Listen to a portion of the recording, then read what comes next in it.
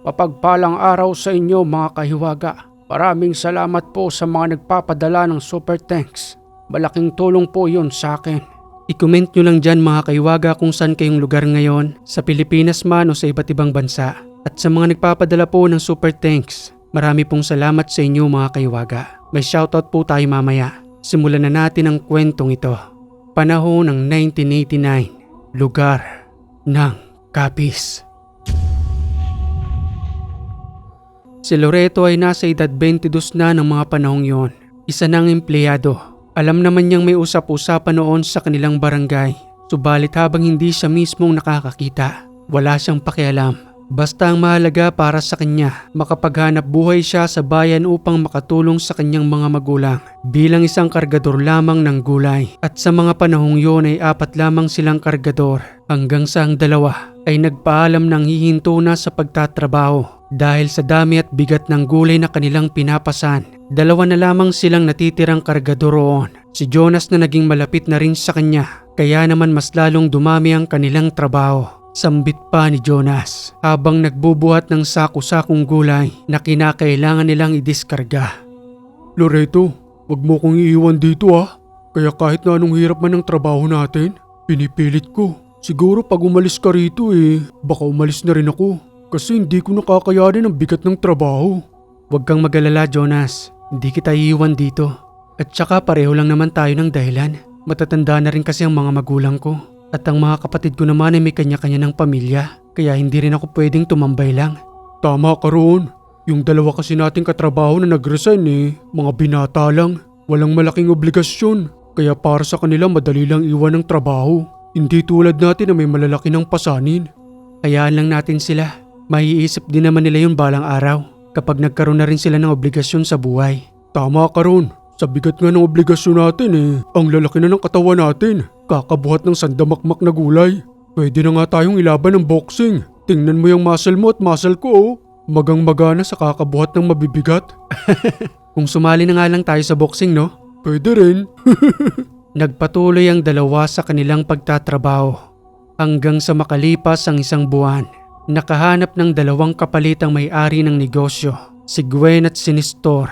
Sambit pang wika ng may-ari ng negosyo habang nagpapahinga ang 2 na ipinakilala ang 2 bagong trabahador. Jonas at Loreto, ali kayong 2 rito. Bakit ho Mang Saldi? Eto nang hinihintay ninyo, ang 2 makakasama ninyong bago rito. Tawa kasi nakahanap din ako, sanay raw sila sa trabahong bukid. Kaya kahit magpasa na mabibigat kayang-kaya raw nila. Mabuti naman ho kung ganon. Ngayong araw na rin ho ba sila magsisimula? Oo naman. Kaya nga dinala ko na sila rito Gwen at Nestor. Sila si Loreto at Jonas. Kapag may mga katanungan kayo huwag kayong mahihiyang magtanong sa kanila no. Kilala ko na ang 2 yan. Mapagkakatiwalaan. At sana naman ganon din kayo para tumagal kayo rito sa trabaho. Magandang araw sa inyo Nestor at Gwen. Hayaan nyo't kami ang magtuturo sa inyo ni Jonas. Madali lang naman ang trabaho. Yun nga lang may kabigatan lang talaga. O sige na't isama nyo muna sila roon sa kanilang tutuluyan. Yung bakanteng higaan na iniwan ng 2 roon, yon ang ibigay nyo sa kanila. Sige po Mang Saldi, sasamahan ho muna namin sila roon. Abay bilisan din ninyo ang pagbalik rito. Baka may mga dumating ng mga ididiskargang gulay upang hindi naman mabakante ang negosyo ko rito. Panandalian nga nilang sinamahan ng 2 yon. Subalit itong si Jonas ay hindi mapakali. May masama siyang pakiramdam doon sa 2 at nang matapos nga nilang maihatid sa kanilang silid, dali-dali na rin silang bumalik. Pabulong pa nitong si Jonas habang naglalakad sila patungkol sa kanyang nararamdaman. Loreto, wag mong mamasamain ang sasabihin ko Ibang pakiramdam ko ron sa 2. Parang ang bigat nilang kasama. At saka pansin mo ba yung labi nila? Parang may kakaiba. Pati na rin yung kanilang mga mata. Hindi nga sila makatitig sa atin Basta may ewan. Ano ka ba Jonas? Kibago-bago nga lang nakasama natin. Ni hindi mo pa nga kilala yung 2 yan. Kung ano-ano na kagad yung iniisip mo. Hindi mo na may tatanong Loreto. Ang lolo ko isang albularyo. Gusto nga akong pasahan ng kanyang kaalaman. Ayaw ko. Kasi hindi ko naman gusto yung ginagawa niyang panggagamot. Ano bang ibig mong sabihin? Basta, ikukonsulta ko yun sa lolo ko kapag nagbakasyon ako sa amin. Matapos ang maghapong pagtatrabaho, Kagad silang kumakain kapag nanduro na sila sa kanilang silid dahil na rin sa sobrang pagod. At kapag sumasapit na ang tuluyang pagdilim, maaga pa lamang ay natutulog na sila. Ngunit sa unang gabing yon, kahit na malamig ang panahon, pawis na pawis ang dalawa. Hindi sila makatulog. Wika pa ni Loreto habang pinagmamasdan nitong si Jonas na kanina pang ikot ng ikot sa kanyang hinihigaan. Oy Jonas, hindi ka rin ba makatulog? Oo Loreto, sobra ko kung pagpawisan ngayon. Pero ang lamig naman ng hangin sa labas. Yun nga rin ang pinagtataka ko. Samantalang dati naman hindi naman ganito. Kung tumambay kaya muna tayo sa labas ng pintuan para naman kahit papano makapasok ng maayos ang hangin. Sige tara, magpaantok muna tayo sa labas. At sa pagbukas ng pintuan ng dalawa, sarado naman ang pintuan ng kanilang bagong kasamahan doon. Magkaiba kasi sila ng kwarto pero magkalapit lang. Nanatiling nakaupo ang dalawa sa may labas ng pintuan hanggang sa may marinig silang kakaiba. Umuungol sa kabilang pintuan. Dali-daling itinuro iyon ni Jonas. Sambit pa nito kay Loreto kung saan nanggagaling ang tunog. Loreto, dyan ang gagaling. Sa pintuan ni Gwen at Nestor. Parang may malalaking aso. Alika, pakinggan mo. Dahan-dahan silang lumapit sa may pintuan. Subalit nagulat silang dalawa nang bigla itong bumukas at dumungaw itong si Nestor. Magandang gabi sa inyo. Ano bang ginagawa ninyo sa harapan ng aming pintuan? Pasensya na Nestor. May naririnig lang kasi kami at dyan ang gagaling sa loob ng kwarto ninyo. Anong naririnig ang sinasabi ninyong dalawa? Alika, sumilip ka rito. Tingnan mo kung meron nga. Dahan-dahang sumilip si Loreto at Jonas. Nakita nilang nakahiga itong si Gwen. Balot na balot ng kumot. Wala naman silang nakitang kakaiba. Subalit ang narinig nilang dalawa, hindi sila nagkakamali. Parang malalaking aso na animoy nag-aangil. Pasensya na Nestor. Naabala yata namin ang pagpapahinga ninyo. Dito lang kami sa labas kasi sobrang init sa loob. Hindi nga namin alam kung bakit eh. Hindi naman dati ganito kainit. Sa makalipas na ilang minuto, nakaramdam na ng matinding antok ang dalawa. Loreto, balik na tayo sa loob ng silid. Inaantok na ako. May trabaho pa tayo bukas. Sana makatulog na tayo. Ako rin nakakaramdam na ng matinding antok. Sige, tara na. Kinabukasan sa kanilang pagising, mas nauna pa ang dalawa sa kanilang trabaho. Kapansin-pansin ni Loreto ang kakaibang lakas ni Nestor at Gwen kung magbuhat ito ng saku-sakong gulay. Samantalang ang papayat naman nila, mabibilis ring kumilos. Kaya naman tuwang-tuwa ang matandang may-ari. Wika pa ni Mang Saldi na kanilang pinagtatrabahuhan. Ay, sa wakas nakahanap din ako ng magaling-galing na kapalit. Hindi ako nagkamali sa dalawang ito, Loreto. Ang sisipag, mas mabibilis pa nga sa inyong kumilos at mas maraming nabubuhat. Tugon pa ni Jonas. Kayo naman Mang Saldi, oo. Nagpapasikat lang yan sa inyo.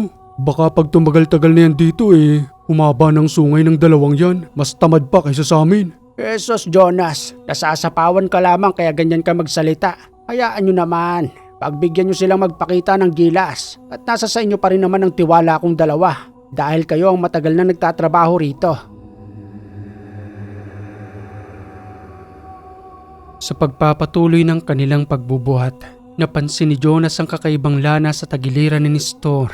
Nakatali yon. Dahil na rin sa sobrang abala, hindi napansin ni Nestor na nakaluwal na pala yon. At nang kausapin nga ni Jonas itong si Nestor, kumunot ang noo nito habang nagwiwika ng, Uy Nestor, ano yung kanina pang nakalawit dyan sa tagiliran mo? Isang lana? Pero bakit parang ang itim? Wala ito. Pangontra lang sa mga usog. O kaya naman ay nababati. Ganun ba? Baka kasi mahulog Kagad na isinaayos iyon ni Nestor. Muling ibinalik sa pagkakaayos sa pagtatali. Itinago niyang muli sa loob ng kanyang damit. Nagtinginan si Nestor at Gwen hanggang sa muli na lamang na ipagpatuloy ang pagdidiskarga ng mga gulay. Kapansin-pansin na hindi pinagpapawisan ng dalawa. Samantalang si Loreto at Jonas, kanina pang tagaktak ang kanilang pawis. At nang sumapit ng tanghalian, sabay-sabay na silang kumain roon. Libre na nga pala sila sa pagkain sa loob ng kanilang trabaho. Ipinagluluto na sila ng katulong ng matandang may-ari. At ang kanilang napansin pa roon, ang pagkailang ng dalawa sa ulam. Dahil sa may nakahalong bawang na naging dahilan ng paglayo ng dalawa na humanap na lamang ng kanilang pagkaing ulam. Baho, halika na Gwen. Napakasangsang ng amoy. Pagtungo na lamang tayo ron. O Nestor at Gwen, saan kayo pupunta? Napakasarap ng sinabawang isda. Hindi na ba kayo sasabay sa amin? Hindi na. Hindi kasi kami sanay kumain ng ganyan. Lalong-lalo na yung may bawang. Pasensya na kayong dalawa. Sa susunod pakisabi kay Manang, huwag na lamang haluan ng bawang. Dahil hindi talaga kami kumakain ng ganyan. Nagpatuloy na sa pag-alis ng dalawa. Naghanap ng kanilang makakain. Pabulong pang wika ni Jonas kay Loreto nang lubusang makalayo ang dalawa. Tingnan mo ang dalawang yan, Loreto. Wala man lamang pakikisama. Hindi mo ba napansin ang pagiging kakaiba nila? Kanina ni hindi man lamang pinagpapawisan. Hataw na nga tayo sa trabaho Pero sila, parang nagsisimula pa lang. Tapos ngayon naman, ang amoy ng bawang kinaiilangan nila. Diba tama ang sabi ko sa'yo? May kakaiba akong nararamdaman sa dalawang yan. Ikaw naman Jonas, oo. Kanina ka pang kontra ng kontra sa dalawang yan. Malay mo naman sadyang sanay lang sila sa trabaho. Kaya hindi na pinagpapawisan. At kung patungkol naman sa bawang, meron din namang taong hindi talaga kumakain ng bawang. Kanya-kanya lang siguro yan ang kinasanayan.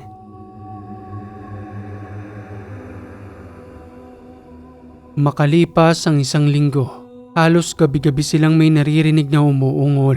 Hanggang sa nasanay na lamang itong si Loreto at Jonas ni hindi na nila yun pinapansin upang makatulog ng maaga at makapagpahinga para sa kinabukasang trabaho. Subalit nang dumating ang araw ng Biyernes, nagulat ang dalawa at nagising sa kanilang pagkakatulog nang biglang may kumalabog sa ibabaw ng bubungan doon mismo sa tapat ng kanilang silid. Loreto, ano yun? Parang may tao sa ibabaw ng bubong natin. Napakalakas ng pagbagsak. Wala naman tayong malaking punong katabi para may bumagsak na sanga. Di ko rin alam Jonas. Pareho tayong galing sa malalim na pagkakahimbing. Nagulat din ako ron. Akala ko nga may nahulog na bunga ng nyug. Pero napagtanto kong wala naman nga palang puno sa tabi natin. Patuloy na pinakiramdaman ng dalawa. Dahan-dahang lumalakad sa ibabaw ng kanilang bubungan. Paikot-ikot ito roon na para bang may hinihintay na hudyat. At nang kunin nga nila ang flashlight, sabay bukas ng pintuan. Dahan-dahan silang sumilip sa may bubungan. Subalit wala silang nakitang nilalang roon. At nang tatangkay ni Jonas na katukin ang pintuan ng dalawa, pinigilan niyo ni Loreto habang nagsasalita ng, "Jonas, wag mo nang katukin yan. Makakaabala na naman tayo." Susubukan ko lang naman kung nandyan talaga sila. Dahil kung wala sila riyan, tsak tama ang kutob ko para malaman na talaga natin kung ano sila. Ano ka ba Jonas? Di ba nung una napahiya lang rin tayo? Nakakahiya na kay Nestor. Totally wala naman sa ibabaw ng bubungan natin. Halika na't pumasok na tayo. Muli pa rin nilang pinakiramdaman hanggang sa makatulog na lamang sila. At sa kinabukasan sa pagtungo nila roon sa trabaho, kagad nilang kinausap si Mang Saldi patungkol sa dalawang yon. Magandang umaga ho Mang Saldi. Meron lang ho kaming sasabihin sa'yo. O ano naman yun Jonas? Patungkol po ito ron sa dalawang bago. Ano yon? May ginawa bang masama sa inyo? Sa ngayon po wala naman, pero may kakaiba po sa kanila Samantalang dati ang sarap ng tulog namin ni Loreto. Pero ngayon, magmula po nung dumating sila, gabi-gabi na lamang kaming may naririnig sa kanilang silid. At kagabi lang po ay dumapo sa ibabaw ng bubungan namin para siyang bumagsak na isang malaking sanga ng puno. Kayo namang dalawa, oo. Baka naman iguni-guni nyo lang yon. Paano may babagsak na sanga ng puno riyan Wala namang puno sa paligid ng bahay na pinagtutuluyan ninyong dalawa. Yun na nga po Mang Saldi ang pinagtataka namin. Wala nga pong puno. Pero bakit may lumagapak kagabi? Ay nako Jonas, baka gumagamit ka na ng bawal na gamot. Kayong dalawa ha, kapag nalaman kong ganyan ang ginagawa ninyo, abay ngayon pa lamang itatanggalin ko na kayo rito. Total kaya naman ng dalawang bago ang trabaho ninyo. Dahil ayaw ko nang may bisyo rito Ayaw kong malasin ang aking negosyo. Kilala nyo naman po kami Mang Saldi. Hindi ho namin gagawin yan. Base lang po sa nararanasan namin ang sinasabi namin sa inyo. O siya sigit magmamasi din ako kapag kagabi. At ilalagay ko riyan si Bantay para makita niya kung may kakaiba nga ba dyan sa paligid ng inyong tinutuluyan.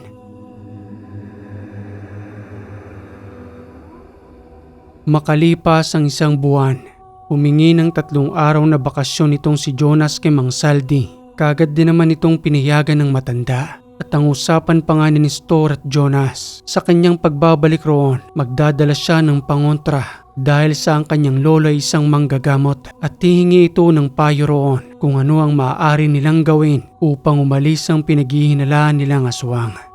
Jonas, babalik ka kagad dito Maboboring ako sa pagtatrabaho rito. Wala man lamang akong makakwentuhan dahil si Nestor at Gwen may sarili ring mundo.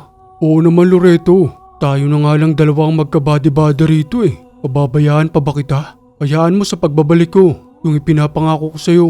Bibigyan din kita ng pangontra at siguradong may bisa dahil ang galing mismo yun sa lolo kong lihitin mong manggagamot.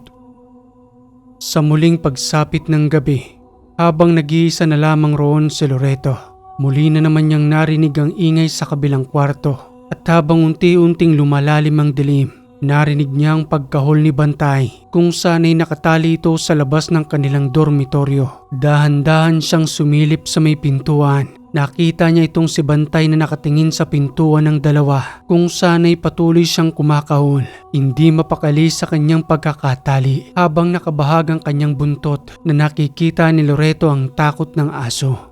Ano ba talaga ang meron sa dalawang to? Bakit ganyan na lang ang takot ng aso?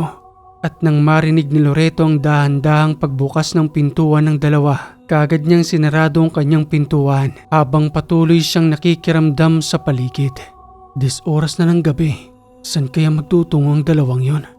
Hanggang sa wala na siyang marinig ng kahol ni Bantay, nagtungo na lamang siya sa kanyang higaan, nagtalokbong ng kanyang kumot hanggang sa pinilit na makatulog. Kinabukasan ay may narinig siyang katok. Sunod-sunod iyon sa kanyang pintuan habang patuloy na tinatawag ang kanyang pangalan na nagwiwika ng Loreto! Loreto! Magandang umaga ho, Mang Saldi. Ang aga nyo naman ho yatang pumunta rito. May kailangan ho ba kayo? Anong maagang sinasabi mo? Abay tanghali na. Papasok ka ba sa iyong trabaho ngayon? O lalagyan na kita ng absent? Ano? Tanghali na ho ba? Abay oo. Kanina pang nanduro ng dalawa mong katrabaho, si Nestor at Gwen. Sandali lang ho, Mang Saldi. Papasok ho ako. Sayang naman ho ang araw, wala naman akong gagawin dito. Eh bakit ka kasi tinanghali ngayon? Nakapagtataka ka naman, samantalang hindi ka naman ganyan dati. Yun na nga ho, Mang Saldi. At isa pa nga pala, nasaan na dito si Bantay? Kanina ko pang hinahanap rito ay wala na siya roon sa pinagtalian ko sa kanya. Nagulat ang dalawa nang hindi na makita itong si Bantay. Putol na ang kanyang tali at may kaunting bakas ng dugo roon. At dahil doon ay mas lalong tumindi ang pagdududa ni Loreto. Subalit ang iniisip lamang ng matanda, nakawala lamang ito sa kanyang pagkakatali. Kaya pinabayaan na lamang ang pagkawala ni Bantay. At nang matapos ngang makapaghanda ni Loreto, kaagad din siyang nagtungo sa kanyang trabaho, ang pagdidiskarga ng mga gulay. Sambit pang wika ni Nestor nang makitang nanlalambot itong si Loreto dahil sa kakulangan ng tulog. Loreto, anong nangyayari sa'yo? Nangingitim na yung mga mata mo at parang lambot na lambot ka. Pero kailangan ko pa rin magtrabaho. Kailangan to ng mga magulang ko. Eh ano ba nangyayari sa'yo? Kulang lang ako sa tulog. Gabi-gabi kasi may naririnig akong kakaiba at nanggagaling yun sa kwarto ninyo. Ano ka ba, Loreto? Baka naman nananaginip ka lang. O kaya naman ay guni-guni mo. Hindi guni-guni yun, Nestor. Dahil gabi-gabi kong naririnig. Ikaw naman, Loreto, oo. Sige na, magtrabaho na tayo. Natatambakan na tayo ng gawain dito. Makakapagpahinga ka rin. Hayaan mo akong bahala sa'yo.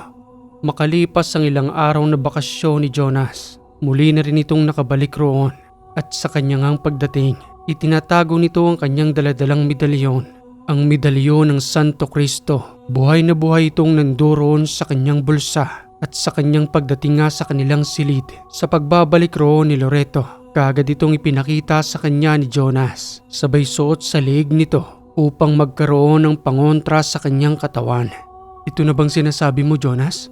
Tama ka Loreto, sakto sa pagdating ko ron sa bahay ni Lolo. Kakatapos lang ng kanyang konsagrasyon. Kaya buhay na buhay ang mga medalyong ito. Tingnan lang natin kung hindi mailang ang dalawang yan sa atin kapag suot-suot natin ang medalyong ito habang nagtatrabaho tayo. Maraming salamat, Jonas ha. Sa ilang araw mo nga palang pagkawala rito, lalong hindi ako nakatulog. Alam mo yung aso na nilagay dyan ni Mang Saldi? Nawawala na, ni hindi na namin mahanap.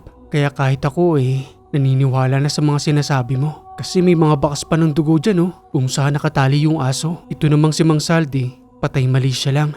Kunwaring hindi nalalaman ang mga nangyayari. Samantalang tayo na nga mismo nagsasabi sa kanya, ayaw niya pa rin maniwala. Pabayaan na natin si Mang Saldi. Kasi kakaibang relihiyon yan ni hindi sila naniniwala sa mga ganyan. Kahit nga sa mga barang o kahit na sa mga elemento. Kaya kahit nakulitin pa natin ang matandang yan, hindi talaga siya maniniwala sa atin. Sa muling pagbabalik ni Jonas sa kanilang dormitoryo, wala na silang kakaibang narinig ng gabing yon. Kahit na ang kaluskos o ang kakaibang tunog sa loob ng silid nila ni Nestor, kaya naman mahimbing na silang nakakatulog. At sa kinabukasan sa muli nilang pagbabalik sa trabaho, napapansin nilang mas malapit na ang dalawa kay Mang Saldi. Madalas itong kakwentuhan. Kahit na ang kanilang trabaho ay napapabayaan, hindi sila pinagagalitan nito na para bang may kakaiba silang ginawa sa matanda. At halos naging sunod-sunuran si Mang Saldi sa dalawang yun. Basta kakaiba, hindi na ang dating Mang Saldi ang nakilala namin noon. Para siyang nagamitan ng hipnotismo nang hindi nalalaman ng matanda. O kayong dalawa riyan, ano pang tinitingin-tingin ninyo? Pagtrabaho na nga kayo roon.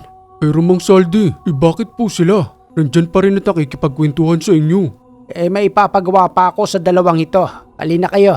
Ipagtitimpla ko muna kayo ng kape roon. O sige na't magtrabaho na kayong dalawa riyan. Loreto at Jonas, pakibilis-bilisan nyo naman.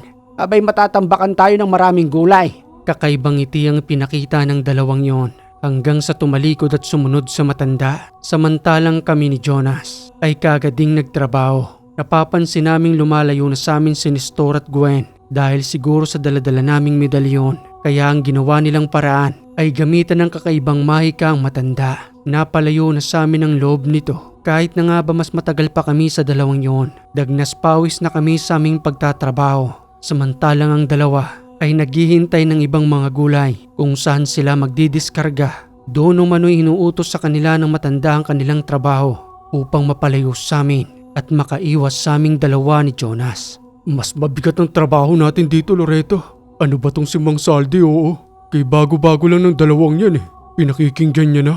Hindi ba dapat tayong pinakikinggan niya at kahit papano pinagpapahinga man lang? Samantalang yung dalawa maliliit yung ibinababa nilang mga gulay. Hindi ganun kabibigat. Mabuti pa hindi na lamang ako bumalik rito at nagtanim na lamang rin ako ng gulay sa bukid namin.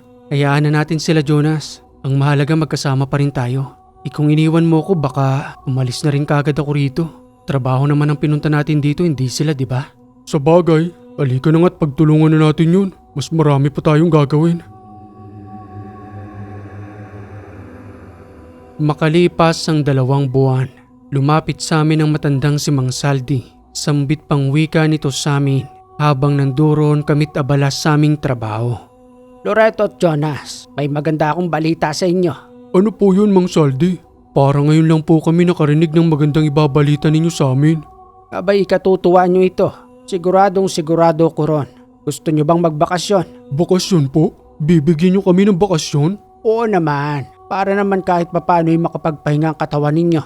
Nag-aaya si Nestor at Gwen. Meron daw kasing okasyon sa kanilang lugar. Masaya raw roon. Hindi naman ako nakatanggi. Para mapagbigyan ko na rin naman ang dalawang yon. Parang napakabait nyo naman yata sa dalawang yun, Mang Saldi. Abay ayaw nyo ba nun? Pati nga kayo inaanyayahan para magtungo sa kanila. Ayaw nyo ba nun makakapagpahinga pa kayo? At libre pa ang pagkain na titirahan natin doon. Sila na umano ang bahala. Paano naman ang negosyo nyo rito? Yung ibang mga paparating na gulay? At saka ano hubang okasyon? Ako naman ang may kontrol ng negosyo ko. Pwede akong hindi tumanggap ng ilang araw. Nasa sa akin naman yon. Ang sabi sa akin ng dalawa na ang gaganaping okasyon sa kanilang barangay maagang selebrasyon ng Pasko. Ganun daw kasi sa kanila. Paano pong maagang selebrasyon ng Pasko? Samantalang November pa lang po ngayon. Kakatapos lang ng araw ng mga patay. Abay maalay ko. Basta yun ang sabi sa akin ni Nestor. Ang mahalaga iniimbitahan tayo. Hindi naman siguro masamang makisaya sa kanila. Ano ba, sasama ba kayo o maiiwan kayo rito? Huwebes tayo aalis. Dahil ang selebrasyon ay Biyernes, araw ng kabilugan ng buwan. Ano, Jonas, sasama ba tayo? Sige na, sumama na tayo. Total may mga pangontra naman tayo sa katawan. Nakakayaring tumanggi rito kay Mang Saldi. Siya ang boss natin at siya rin ang masusunod. Wala rin naman tayong magagawa, di ba? Makalipas ang ilang araw, dumating na nga ang araw ng Huwebes. Matapos nilang makapaganda roon, kagading nagtungo sa maaari nilang sakyan hanggang sa makarating sa isang kakaibang sitio. Napakatahimik, wala ni ibang mga taong nanduroon, sarado ang mga pintuan ng tahanan, pati na rin ang kanilang mga bintana. Nakasakay pa kami noon ng kariton ng kalabaw dahil sa hindi na naaabot iyon ng sasakyan. Palaging magkakatabi ang tatlo, si Mang Saldi at yung dalawa. Samantalang kami naman ni Jonas ay patuloy na nakikiramdam at nagmamasid. Maya-maya pa nang bumaba na kami ng kariton dahil na rin sa kakulitan nitong si Jonas. Hindi nito naiwasang magtanong kay Nestor habang nagsasalita ng, Nestor, maabala ko lang kayo Paano nagkaroon ng Pasko rito? Napakatahimik naman ang lugar ninyo. At wala man lamang ni isang bakas para magsaya rito. Ano bang klaseng Pasko ang sinasabi mo?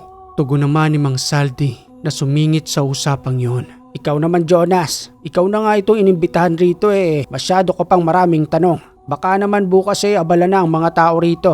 Dahil ngayon hindi pa naman, di ba? Ang sabi bukas pa Biyernes, kabilugan ng buwan. Doon pa lamang siguro sila maghahanda. Bakit po walang mga tao? Nasaan po sila? Baka nagpapahinga pa. O kaya naman nasa kanilang mga... Ako na Mang Saldi ang sasagot. Pasensya na kayo Jonas Ganito talaga sa lugar namin. Akala mo walang okasyong mangyayari. Pero magugulat ka na lang. Makikita mo mga taong naglalakad riyan. Masasaya sila. Lalo na kapag nakita na kayo. Kasi natutuwa sila kapag may mga bisita ritong dumarating. Ganun ba? Bakit kakaiba ang Pasko ninyo? November pa lang ngayon Hindi pa naman December.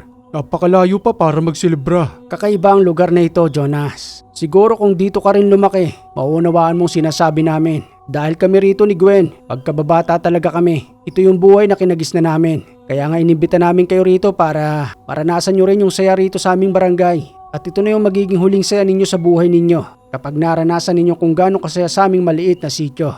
Hanggang sa magpatuloy sila sa kanilang paglalakad. May mangilan-ngilang tahanang dahan-dahan na nagbubukas ng bintana. Sumisilip ito sa kanila habang patuloy silang naglalakad. At nang magawi na nga sila sa may kaliwang bahagi, nanduro ng isang maliit na kubo. Doon umano sila mananatili kasama si Mang Saldi na tuwang-tuwa ng mga oras na yon. Ay salamat nakarating rin tayo. Napakasarap talagang mamuhay sa ganitong tahanan Tapos napakatahimik ng paligid na may mga naglalakihan pang puno at ang presko pa ng hangin. Lumaki rin naman ako sa ganitong lugar pero mas pinili kong mamuhay roon sa bayan para magkaroon ng negosyo. Dahil kung dito tayo maninirahan siguradong pagbubukid din ang gagawin natin. O kayong dalawa riyan, ibaba nyo na rito ang mga gamit ninyo. Dito raw tayong tatlo matutulog. Samantalang yung dalawa naman uuwi sa kanilang tahanan. Magdadala na lamang rito ng pagkain natin. Maliit lang ang barong-barong na yon. Mayroong simpleng kusina na yari lamang sa kawayan at ang kanilang magiging silid ay sakto lamang para sa 3 tao. Sambit pang wika ni Loreto kay Mang Saldi. Mang Saldi? Wala ho ba kayong napapansin sa sarili ninyo? Ano Loreto? Napapansin sa sarili ko? Bakit may nagbago ba sa akin? Marami hong nagbago sa inyo Hindi ho kayo yung Mang Salding nakilala namin. Ano ka ba Loreto? Ano yung pinagsasasabi mo? Wala namang nagbabago sa akin. Pare-pareho pa rin naman ang pakikitungo ko sa inyo. Hindi ho sa ganun Para hong may kakaiba na ho sa inyo. Ay nako Loreto, nagtungo tayo rito para magsaya. At kahit papano'y makapagpahinga, makasinghot ng sariwang hangin. Habang nakikinig ng mga huni ng ibon, nakaka-relax dahil kapag bumalik na naman tayo sa ating mga hanap buhay, ataw na naman para kumita ng pera. Maaari ba akong makahimbing muna? Napagod ako sa layo ng nilakbay natin. Sige ho Mang Saldi, magpahinga lang ho kayo riyan. Makalipas ang 1 oras ay muling bumalik ang dalawa. May mga daladalang pagkain. Kagad itong inihain sa isang maliit na mesa. May dinuguan. At meron ding gulay ng gabi. Kagad naman nila yung pinagsalu-saluan. Subalit nang matikman ni Loreto at Jonas, walang lasang mga pagkain yon. Napakatabang at may kakaiba ring amoy. Samantalang si Mang Saldi naman ay patuloy sa kanyang pagkain. Naanimoy sarap na sarap ito sa mga pagkain inihain sa mesang yon. Napakasarap. Ganitong pagkain ang hindi ko na natitikman noon pa. Napakasariwa. Lalo-lalo na itong manok. Maraming salamat sa inyo O kayong dalawa, bakit hindi ninyo ipagpatuloy ang pagkain ninyo? Abay pinaghanda na tayo ni Nestor at Gwen. Kumain na kayo.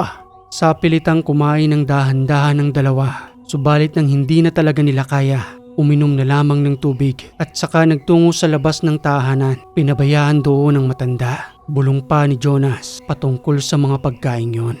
Parang bumaliktad ang sikmura ko Loreto. Ano ba namang klaseng pagkain yun? Kakaiba yung amoy niya. Pero ang sarap tingnan. Yung matanda bahala siya ron na hindi man lamang niya naamoy yung naamoy natin. Pati yung panlasa natin, di ba? Tingin ko nga hindi na si Mang Saldi ang kausap natin. Ibang-iba na talaga siya. At saka bakit hindi pa tayo pinapakilala ng dalawa sa kanilang mga magulang? Kanina pa tayo rito Ni wala man lamang dumadalaw sa atin dito. Hayaan mo na. Baka maya-maya isasama rin tayo sa bahay nila para ipakilala sa mga magulang nila ron. Sa pagsapit ng hapon, unti-unti na nilang nakikita ang mga taong naninirahan doon. Nagsisipaglabasan na ito sa kani-kanilang tahanan. Madalas na nakatingin sa kanila, kakaiba ang mga titig, tagos hanggang sa kanilang katawan. Hanggang sa may magawing isang bata, nasa 5 o 6 na taong gulang pa lamang yon. Wika nito sa dalawa habang nanduroon sa labas ng kubo. Uy mga kuya, bago po kayo rito no? Kayo po ba yung handa? Ano? Anong handa ang sinasabi mo? Oo, bago kami rito. Bisita kami ni... Biglang dumating si Nestor at Gwen. Kagad na pinalis ang batang yon. Wika pa nito habang nalilisik ang mga mata na pinalalayo ang batang yon. Oy Totoy, umalis ka nga rito. Huwag mo inaabala ang bisita namin. Nagpapahinga sila. Pasensya na po Kuya Nestor. Sige po, alis na po ako. Sa dali-daling paglayo ng bata, animoy nakaramdam ito ng matinding takot sa dalawa, pati na rin sa amin. Dahil sa pinagpawisan ng bata sa paglapit, pati na rin itong si Nestor at Gwen. Hanggang sa pumasok ito sa maliit na kubo, kinausap si Mang Saldi. Panandalian umano kaming magtutungo sa kanilang tahanan para ipakilala sa kanilang mga magulang. At nang lumabas na nga si Mang Saldi, kagad din naman kaming niyaya nito at naglakad na kaming patungo sa kanilang tahanan. Hoy kayong dalawa riyan, pagtutungo na tayo sa tahanan nila Gwen at Nestor. Alin na kayo. At sa aming pagdating nga roon, maraming tao sa paligid ng tahanan. May kanya-kanyang gawain. Yung iba ay naglilinis ng 2 malaking kawa. Ang iba naman ay kumukuha ng panggatong. Habang ang iba ay naghahasa ng patalim. Muling napabulong si Jonas nang makita ang lahat ng yon. Loreto, masama ang kutob ko rito. Tingnan mo nga yung 2 malaking kawa na yan Hindi naman pang normal na karne lang yan Kasyang-kasyang isang tao. Ano ka ba Jonas? Malay naman natin marami silang kakatayang karne. Nasaan? Wala naman silang alagang baboy rito O kahit ni baka. Aba di malay ko. Baka nanduroon lang sa masukal na damuhan at nakatali. Sa bagay, pero bakit ganyan makatingin ng mga tao rito? Para naman silang kakain ng buhay. Siguro minsan nga lang silang magkaroon ng bisita rito. Kaya natutuwa silang makakita ng tulad natin. Loreto at Jonas, eto nga pala ang mga magulang ko. Pati na rin ang mga magulang ni Gwen. Matatalik silang magkakaibigan. Kaya pati kami ni Gwen ay ganun din. Magandang hapon po sa inyo. Magandang hapon po sa inyo. Salamat po sa pagtanggap ninyo sa amin dito. Walang ano man yon. Mananatili kayo sa aming lugar. Kami na ang bahala. I-enjoy nyo lamang ang aming maliit na sityo. At sa pagdating ng Kapaskuhan kinabukasan, matutuwa ang bawat isa. Dahil ang kasiyahang yon ay minsan lang nagaganap sa isang taon. Ganun ho ba? Ano ho bang lulutuin ninyo sa kawang yun? Sobrang lalaki naman po yata. Jonas, gusto nyo bang magkape? Sige Nestor, kung maaari lang sana. Hindi na sinagot ng magulang ni Nestor ang tanong ni Jonas. Pinagtakpan na lamang yun ni Nestor sa pag-aalok ng kape. At nang matimplahan na nga silang 3, kakaiba ang kapeng yun. Alam naman natin kapag tayo mismong tumitimpla ng kape, walang gaanong bula. Pero yung ibinigay ni Nestor, may kakaiba siyang bula na para bang hinaluan ng laway. At dahil sa pagtataka ng dalawa, kunwaring doon na nila iinumin sa may kubo ang kape, nagpaalam na roon. Naiwan doon ang matandang si Mang Saldi at nang muli na ngang makabalik sa tinutuluyan nilang maliit na kubo, kagad nila itong itinapon. Dahil ayon kay Jonas, na binigyan siya ng babala ng kanyang lolo na wag raw iinumin ng isang kape kapag may pambihirang bula na animoy hinaluan ng laway ng aswang. Loreto, umalis na kaya tayo habang maaga pa? Papadilim na Jonas. At saka hindi natin maaaring iwan si Mang Saldi. Ano na lamang sasabihin niyan sa atin? At siguradong tatanggalin tayo sa trabaho kung aalis tayo rito. Pahamak rin itong si Mang Saldi Imbis na nananahimik tayo ron sa ating pagtatrabaho, isinama-sama pa tayo sa werdong lugar na ito. Walang kuryente sa lugar na yon. Kaya naman ang gamit ng mga taong nanduroon ay ang kani-kanilang mga gasera. Nagsindi ng isang maliit na gasera itong si Loreto. Subalit kalahating gasera na lamang ang nalalabi. Nanatili sila roon sa maliit na kubo. At sa pagpatak ng 7:00 ng gabi, muling bumalik si Mang Saldi sa maliit na kubo. May daladalang pagkain. Sambit pang wika nito kay Loreto at Jonas habang nakahiga sa may sahig. Hoy kayong dalawa riyan, Aba, nagtungo tayo rito para magsaya. Pero bakit parang natutulog na kaagad kayo? Kaya aga-aga pa. Mang Saldi, umuwi na po kaya tayo.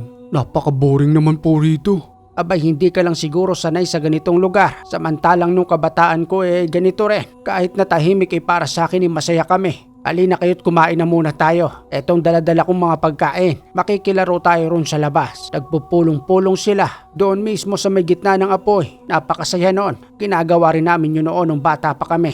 Kagad na inihain ng matanda ang pagkain. Subalit tulad pa rin ng dati. Walang kalasa-lasa. May kakaibang amoy. Kaya hindi kumakain ng dalawa. Tiniis na lamang nila ang gutom na naghihintay na matapos ang gabing yon para dumating na ang araw ng Biyernes upang makauwi na sila sa kanilang trabaho. Abay, kaya sarap-sarap ng pagkain. Hindi ninyo kinakain. Anong klase kayong dalawa? Ang gusto nyo lamang kainin ay ang lutong pagkain ni Manang. Nakakahiya kayong isama sa ganitong okasyon. Napaka-arte ninyo. Hindi naman po sa ganun, Mang Saldi.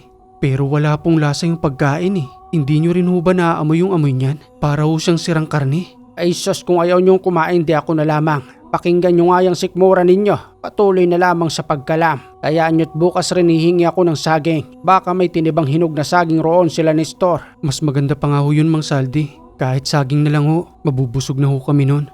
Kakaiba ng kumain noon si Mang Saldi. Para na siyang hayop na gutom at sarap na sarap sa kanyang pagkain. At sa makalipas nga ng ilang minutong paghihintay, nagyaya itong lumabas ng kubo sa 10 oras na nga ng gabi. Nagtungo kami roon sa gitna ng pagpupulong. Sa tansya namin ay nasa 30 puri ng mga naninirahan doon. Nagsasaya sila habang nakapalibot sa gitna ng apoy, kakaibang mga ngiti. At may sinisigaw silang mga salita. Hindi namin maunawaan ni Jonas. Hanggang sa mapansin namin ang isang kakaibang ribulto. May sungay itong kulay itim. Nakakatakot ang itsura. Hanggang sa may lumapit sa aming isang babae. Maganda ang kanyang muka. Napakaamo. Sambit pang wika nito na animoy nang aakit. Magandang gabi sa inyo. Salamat sa pagdalo sa aming maliit na sityo. Ako nga pala si Marie. Nag-i-enjoy naman ba kayo sa aming lugar? Tugon pa ni Jonas na unang nilapitan ng babaeng yon. Oo, Marie. Nag-i-enjoy kami. Ang ganda pala rito, no? At ang ganda mo rin. Hindi ko akalain na may magandang babae pala sa lugar na ito. Ako nga pala si Jonas at siya naman si Loreto. Maya-maya pa'y dumating si Nestor. Wika nito kay Marie na pangalagaan ng dalawa upang sa kinabukasan ay umabot sila sa kanilang itinuturing na Kapaskuhan. Marie, ikaw nang bahala sa kanila. Alam kong ikaw ang may abilidad patungkol riyan. Pangalagaan mong bisita natin ha. Bababait ang dalawang yan. Katrabaho namin. Jonas at Loreto, kayo nang bahala kay Maria. Siya nga pala wala pang nobyo yan. Kaya pwede siyang makipagkwentuhan sa inyo. Sige at may gagawin pa ako ron. Loreto, mukhang mag-i-enjoy yata ako sa lugar na to. Huwag na muna tayo umalis. Tama ang sinabi ng matandang si Mang Saldi. Ang ganda nga sa lugar na ito. Ikaw naman Jonas, oo. Lumapit lang sa iyong magandang si Marie. Nagbago na kagad yung isip mo. May pinag-uusapan ba kayo riyan? Wala naman Marie. Ang saya sa inyo pala rito, no? Bakit pala wala ka pang nobyo? Ang ganda-ganda mo naman. Siguro sa pagkakataong ito, kung may manliligaw sa akin, magkakaroon ako ng nobyo. Ihikan kasi ako kaya hanggang ngayon wala pa rin akong napupusuan. Kayo ba? Bakit wala pa rin kayong nobya? Puro lang kami trabaho. May binubuhay kasi kaming pamilya. Mga magulang namin, pati na rin mga kapatid. Hindi ka ba bumababa ng bayan? Parang hindi ka naiinitan ng araw kasi ang puti-puti mo. Bumababa rin naman ako minsan. Sadyang ganito lang talaga ang balat ko. Nasa lahi na namin. Jonas, may pakiusap lang sana ako sa iyo. Ano yun Marie? Bakit parang ang init kapag lumalapit ako sa inyo? Hindi ko alam kung bakit. Ganun ba? Para kasing may kakaiba dyan sa katawan ninyo. Maaari nyo bang tanggalin niya ng pangsamantala habang magkakasama tayo? Oo naman. Walang problema yun. Mayroon lang kami ritong medalyon na pangontra. Baka hindi lang balanse para sa'yo dahil nakalaan para sa amin ang mga medalyong ito. Kinargahan ng orasyon para sa amin. Kung baga nilagyan ng pangalan na itinutukoy sa aming dalawa. Oy Jonas, wag mo nang sinasabi yan. Ano bang alam dyan ni Marie? At saka sabi mo diba, pangontra natin ito. Bakit natin tatanggalin?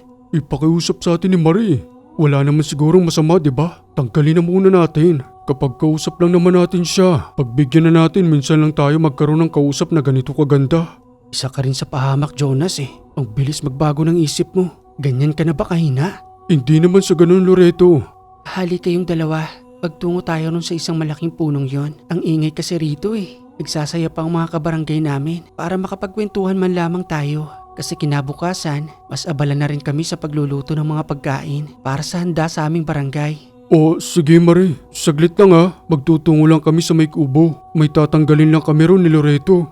Hinila ni Jonas itong si Loretong patungo sa may kubo upang tanggalin ang ibinigay sa kanilang medalyon. Isinabit nila iyon sa may pako at kagading bumalik kung nasa saan itong si Marie. Naupo sila sa isang malaking ugat ng puno. Doon ay nagkwentuhan. Kakaiba kong kausap itong si Marie, nakakaaliw kong baga. Dahil sa marami siyang kwento sa buhay, hindi na nila namalayan ang oras. Hanggang sa unti-unting nagsisipag-alisan ng mga tao roon, umuwi sa kani-kanilang tahanan. Ang iba naman ay nagsususuot sa mga damuhan. Nagtataka si Loreto kung saan pa magsisipagtungo ang mga taong nanduroon. Samantalang pasado 10:00 na ng gabing yon na may mga naririnig din silang huni ng ibon at talulong ng mga aso na nanggagaling sa kagubatan. Patutsyadang wika pa ni Loreto na sumabat sa pag-uusap ng dalawa na abala sa pakikipagkwentuhan. Pasensya na kayong dalawa ha. Gabing-gabi na kasi at parang may kakaiba akong nararamdaman sa paligid. Naninindig ang balahibo ko dahil sa huni ng mga ibon at may mga alulong din ng aso. Mga alaga niyo bang asong yon?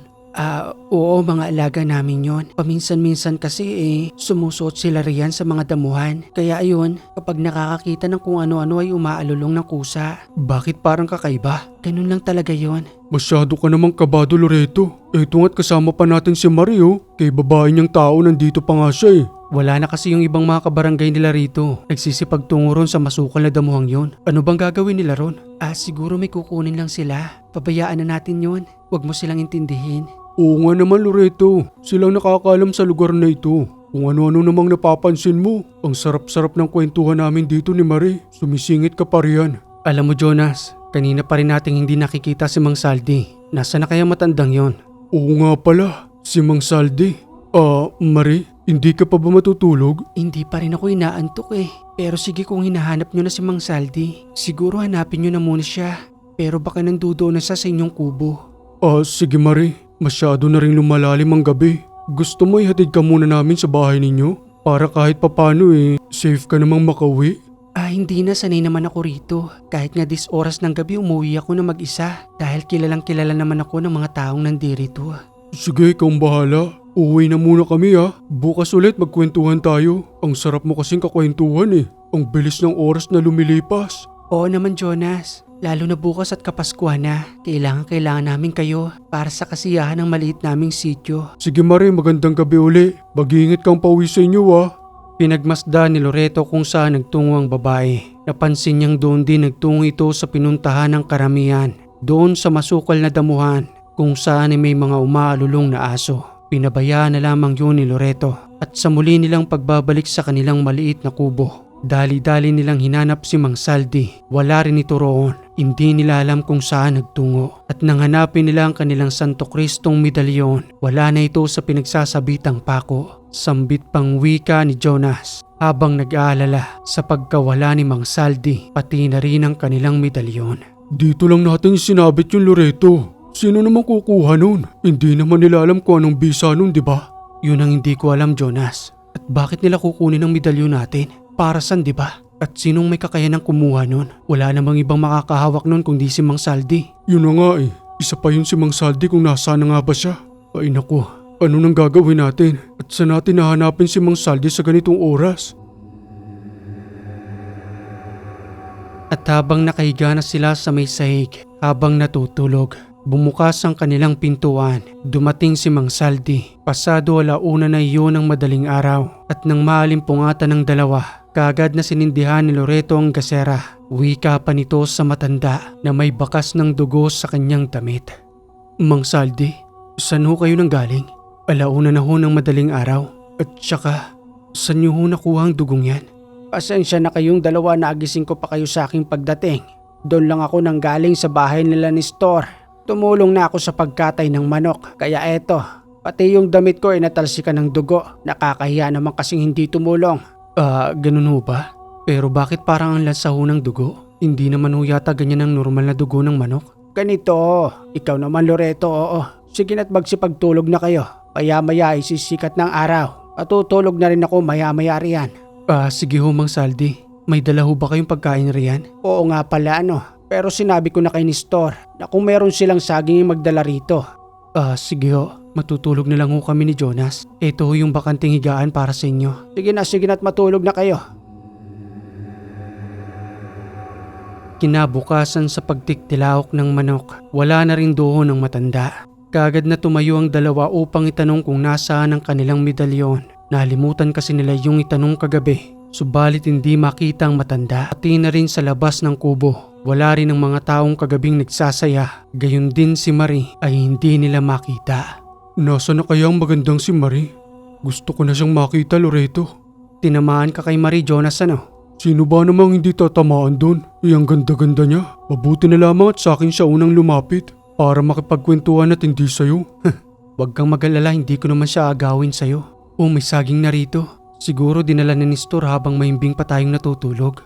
Pero nasa na kaya si Mang Saldi? Masyado nang naging abalang matandang yun pagdating dito. Na para bang kakilala niya na sila Nestor. Yun na nga ang pinagtataka ko sa matandang yun. Kapansin-pansin din yung dugo niya sa kanyang damit. Nahihiwagaan na rin ako kay Mang Saldi na hindi ko nga siya naramdaman na umiga rito. Di ba dapat katabi ko siya? Pabayaan na lamang natin. Tutal huling araw na ng pananatili natin dito. Siguro masyado lang siyang naging masaya dahil ganito raw ang buhay nila noon nung bata pa siya. Nanatili ang dalawa sa labas ng kubo habang kumakain ng saging. Nagmamasid sa paligid, sarado ang mga bintana at pintuan ng mga tahanan doon. Tulad ng kanilang unang pagdating at nang naglakad sila sa paligid kung saan ay nagsipagtipon-tipon kagabi ang mga tao, nakita nilang nanduro na ang dalawang malaking kawa. Nakalagay ito sa gitna kung saan ay doon nila inilalagay ang nakakakilabot na ribulto. Wika pa ni Jonas habang tinitingnan ng dalawang malaking kawang yon. Napakalaki naman ito. Parang sobra-sobra naman yung pagkain para sa ilang mga taong nandirito sa barangay. Sukatin mo sa iyong sarili, Loreto. Kasyang-kasya tayong dalawa. Ano ka ba, Jonas? Huwag mo nga yung paglaruan. Mamaya niyan may makakita sa atin dito at pagalitan pa tayo dahil malinis na yan. Sinusukat ko lang naman, di ba? Dahil nakakatuwa tingnan Pwedeng-pwede na nga tayong maligo rito. Lagyan lang ng ilang timbang tubig Pwede ng maliit na swimming pool. Hanggang sa marinig nila ang boses ni Marie. Nanduro na pala ito sa kanilang likuran. Sambit pa ng magandang babae na nakatalukbong ang kanyang muka pati na rin ang kanyang buong katawan. Lumayo kayong dalawa riyan. Sagrado yan para sa amin. Marie? Ikaw ba yan? Bakit nakatalukbong ka ng kulay itim? Ganito talaga ako kung manamit. Ayoko kasing mangitim. Kaya kung mapapansin ninyo ang balat ko, di ba? Sa tuwing gabi lang ako nagtatanggal ng talukbong. Ganun ba? Kaya pala ang puti-puti mo. Marie, nakita mo ba si Mang Saldi? Yung matandang kasama ninyo? Oo, siya na nga. Nanduroon siya sa bahay nila ni Nestor. Nakikipagkwentuhan sa mga magulang nito. Kagabi pa nga siyang nanduroon Tuwang-tuwa nga ang matanda. Ganun ba? Saan ka naman papunta ngayon? Wala lang, nakita ko lang kasi kayo. Kaya dali-dali na rin ako nagpunta rito. Nagalmusal na ba kayong dalawa? Tapos na kaming kumain ni Loreto. Yung saging na dinala ni Nestor sa kubo namin. Siya nga pala, Marie.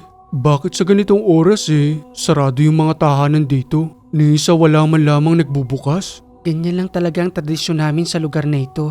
Kung baga yung kinalakihan namin, kapag papalapit na kasi ang Pasko, ang paniniwala namin ay maswerte ang aming mga tahanan kapag sarado ito at bubuksan naman kapag kagabi na. Pero kapag malayo naman ang Kapaskuhan, bukas naman ang mga tahanan para lumabas umano yung mga malas. Yun yung paniniwala namin.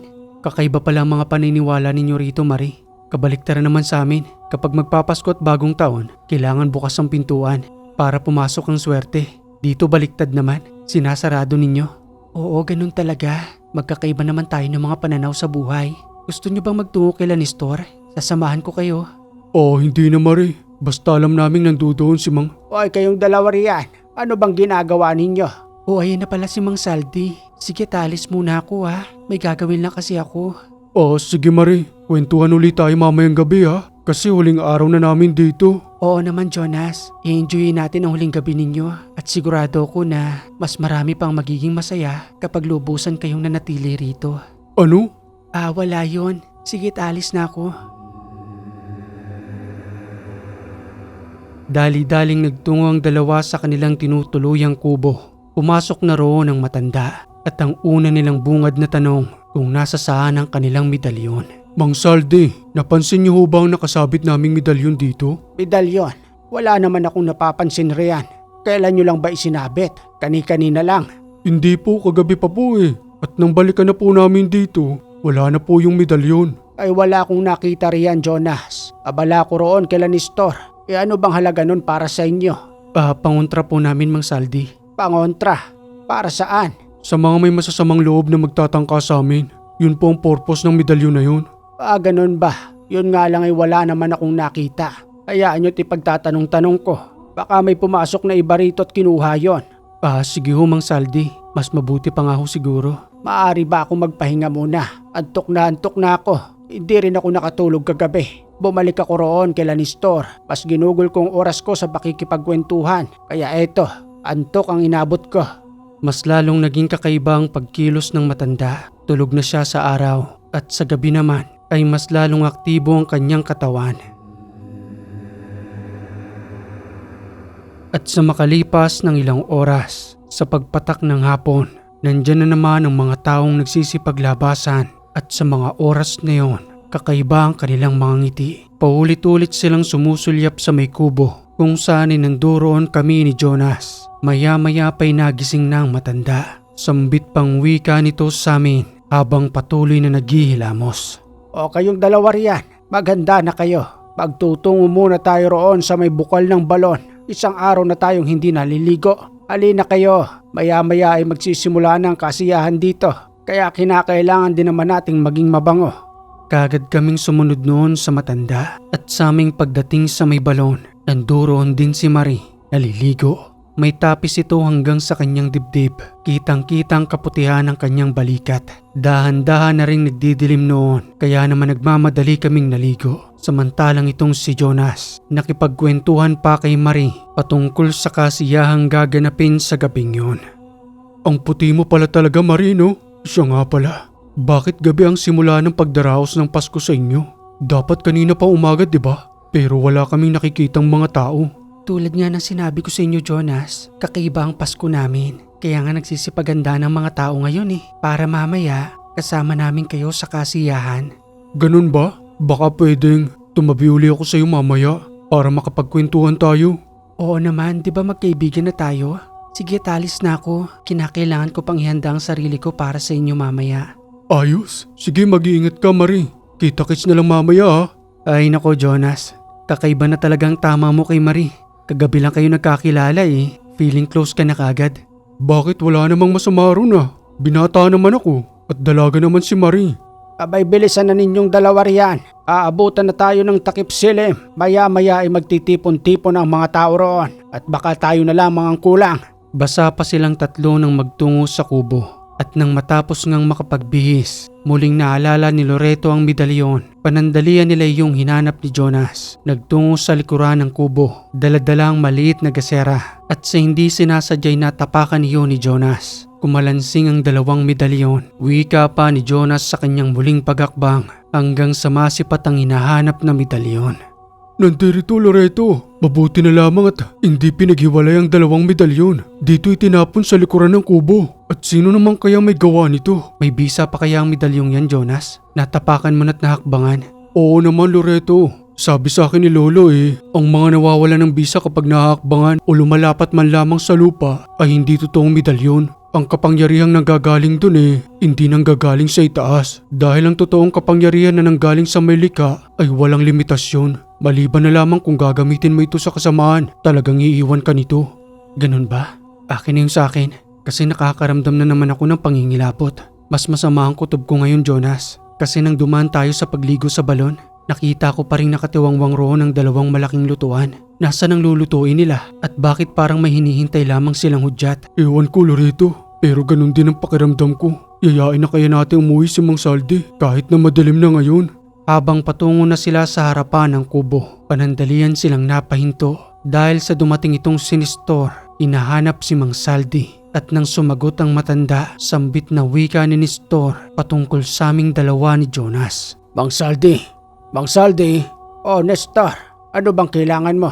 Nasaan ako si Loreto at Jonas? Abay umalis rito. Di ko nga alam kung saan nagtungo. Di ba ang sabi ko sa'yo bantayan mo? Paano kung umuwi na yon? Mabubulilyaso ang kasiyahan ngayong gabi. Sila ang magiging handa namin. Abay nandiriyan lamang yon. Hindi naman sa lahat ng oras makikita ko sila at kasama ko. Nasaan na yung kanilang medalyon? Abay itinapon ko na dyan sa likuran ng kubo. Kaya wala na silang magagamit na medalyon. Pwede na ninyo silang katayin. Pabuti naman kung gayon. Kaanib ka na namin, Mang Saldi. Isa ka na sa mga kauri naming aswang. Kaya wag na wag mong sasabihin ng patungkol dito. Dahil kung magkagayon, kami ang makakalaban mo sa muli nating pagbabalik sa kapatagan. Abay oo naman, marami na kayong ipinakain sa akin para ako'y mayanggaw. Nanuot na sa aking buong katawan ng lahat ng ipinakain ninyo. Kaya ano pa nga bang magagawa ko? Kumain na rin ako ng laman ng tao. Kung ano man ang iutos ninyo sa akin, abay gagawin ko sa abot ng aking makakaya. Matapos nilang marinig iyon, nanindig ang kanilang mga balahibo habang nanlalambot ang tuhod. Subalit wala silang ibang paraan kung di tumakbo sa likuran ng tahanang yon at sumuot sa masukal na damuhan upang makalayo sa sityong yon at makatakas sa kamay ng mga aswang. Subalit nang marinig ni Nestor ang kanilang pagtakbo, kagad sila nitong sinundan. Hindi nila linta ng mga tinik sa kanilang mga paa. Nagpatuloy lamang sila sa kanilang pagtakbo hanggang sa matapilok itong si Jonas na naiwan ni Loreto sa kanyang pagtakbo. Loreto, tulungan mo ako. Ang sakit ng paa ko. Alika Jonas, hindi kita iiwan dito. Magkasama tayong uuwi. Aalalayan kita. Naisipan ni Loretong buhatin si Jonas sa mas masukal na damuhan. Panandalian sila roong nanatili dahil ramdam na ramdam pa ni Jonas ang sakit ng kanyang paa hanggang sa may marinig silang mabibilis na kaluskos sa mga damo. Gayon din ang boses ni Nestor pati na rin ni Mang Saldi. Panigurado kung narinig nila ang pag-uusap natin, Mang Saldi. Kasalanan mo ito, tanda. Ang sabi ko sa'yo, bantayan mo sila. Kung kailan oras na para katayin ng dalawang yon, ano na lamang ang iharap kong mukha sa ating pinuno. Sigurado kung hindi na babalik yun sa inyong trabaho. At isarado mo na rin ang negosyong yon, Mang Saldi. Dahil kapag binalikan ka ng dalawang yon, delikado ang buhay mo. Dahil may kaalaman ang lolo ni Jonas kung paano tayong pupuksain. Kasalanan ko na kung kasalanan. Hindi ko naman kontrolado ang dalawang yon. Dapat kanina pa natin sila pinainom ng pampatulog. Huwag akong sisihin mo. Dapat ay si Marie dahil yon ang kanyang obligasyon. Huwag mo nang idamay sa kapalpakan mo si Marie. Ginagawa niya naman ang kanyang trabaho. Nakatiwangwang paroon ang dalawang malaking kawali. Paano na tayo ngayon? Nestor, baka nandoroon. Halika kayo. Hanapin natin ang dalawang yon. Kahit na namimilipit sa sakit itong si Jonas, tinis niya yon hanggang sa unti-unti nang lumayo ang mga kaluskos at sa makalipas na ilang minuto, inalalayan ni Loreto itong si Jonas. Dahan-dahan silang naglakad roon hanggang sa buhatin na ito ni Loreto. Sambit pang wika ni Jonas habang humihingi ng pasensya kay Loreto at nagpapasalamat. Pasensya ka na Loreto. Sobrang sakit talaga ng paa ko. Doon sa may bukong-bukong na bali. Hindi ko napansin na malalim na pala yung tinapakan ko. Ayos lang Jonas, huwag ka nang maingay. Baka marinig pa nila tayo rito. Sigurado kung hindi pa nakakalayo ang mga yon, napatuloy pa rin tayong... Ano yung Loreto? May papalapit, bumaba ka muna rito. Muli silang bagyang huminto at nanahimik. Mabibilis na kaluskos ang kanilang narinig. Sabay alulong ng mga aso na kung saan-saan ang gagaling. Nanatili sila roon ng ilang oras hanggang sa marinig ni Jonas ang boses ni Marie na nagwiwika ng, Yuhu! Jonas, lumabas ka na kung nasan ka man. Nandito ako na kaibigan mo. Akong bahala sa'yo. Hindi ka mapapahamak sa aking mga kasamahan. Loreto, si Marie. Di ba kaibigan ko naman siya? Baka hindi naman siya tulad ng iba. Tumahimik ka Jonas. Kung ayaw mong pareho tayong mapahamak, aswang yang si Marie at huwag kang magpalinlang sa kanya. Patuloy silang nagtago at nang muling manahimik ang paligid, binuhat uli ni Loreto itong si Jonas upang lubusan na silang makalayo sa lugar na yon. Bandang 4:00 na ng madaling araw nang muli silang may maramdaman na animoy may patuloy na nagmamatsyag. Dahan-dahan lang Jonas sa pagbaba, may nararamdaman na naman ako. Manatili muna tayo rito, siguro hanggang sa magliwanag ng araw upang makasiguro tayong ligtas pa rin tayong makakauwi. Subalit napansin nilang tila may mga dalang gasera ang mga taong naglalakad roon hanggang sa may isang taong nakarating sa kanilang kinaroroonan. Kamuntikan na sila nitong mataga habang nagtatanong sa kanila ng, Mga aswang kayo no? Hindi kayo makakaligtas sa tabako. Hindi po manong, mga tao po kami. Nanggaling po kami sa sityo ng mga aswang. di mga aswang nga kayo. Hindi po. Kamuntikan na po nila kaming mabihag at gawin nilang pagkain kanina. Subalit nakatakbo po kami. Kaya ito, patuloy pa rin po kaming tumatakas. Sigurado ba kayo? Dahil kung hindi, parami kami ritong tatagpas sa inyo. Mga perwisyo kayong mga aswang. Hindi nga po kami aswang. Tao po kami.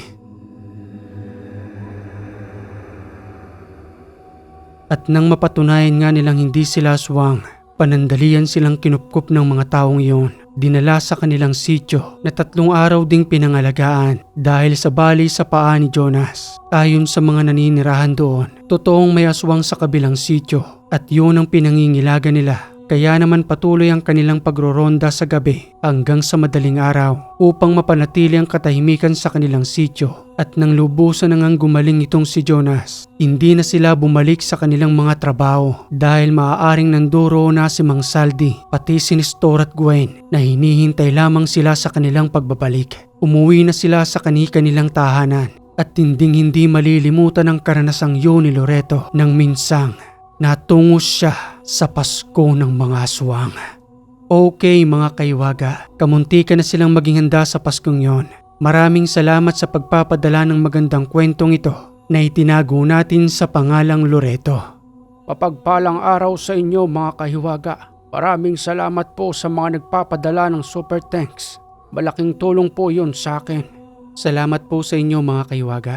Shout out kay Jackie Channel TV from Hong Kong, Susano Beracher from Austria, Virgie Morados from Abu Dhabi, Raymond Mantalaba, Elena Palomo, Zian Mantalaba ng Santa Rosa, Laguna, Glenn Hoyohoy ng Sipalay City, Christian Karaig from Quezon City, Dory Noget from Hong Kong, Gerald Paano from Taiwan, Marivic Marie from Japan, Floribel Ortel from Bahrain, May Oses from Paris, France, EVS from Singapore, Robert Hanalba from KSA, J. Marta Blada from San Jose City, Nueva Ecija, Jem Dalina from Chile, Bongamido from Finland, YouTube Jose Gaming from Toronto, Jay Gakuya from Macau, Albert from Saudi Arabia, Gay Sumodio from Kuwait, Simpleng Tulad Ko from Negros Occidental, Kim Wan from Las Vegas, USA,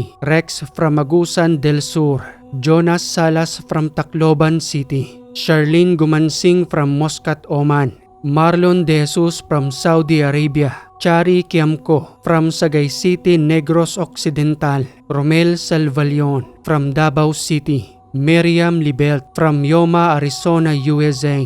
Sa dami po ninyo mga kaiwaga, sa susunod na po natin i-shoutout ang iba. I-comment nyo lang po dyan kung nasan kayong bansa, nandito man sa Pilipinas o nasa abroad.